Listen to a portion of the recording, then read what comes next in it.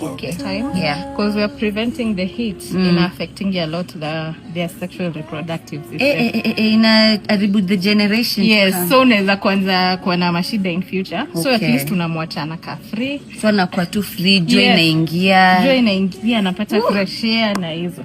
Na pia sasa hii vitamin C, especially joy ya morning, inasaidia. Kwanza hii sasa ndio perfect. Hii na ile ya jioni. Iko perfect, inamsaidia na hiyo vitamin. And he looks like he's really enjoying. Na enjoy. Oh, baby. And enjoy. This is amazing. Kamzungu ketu.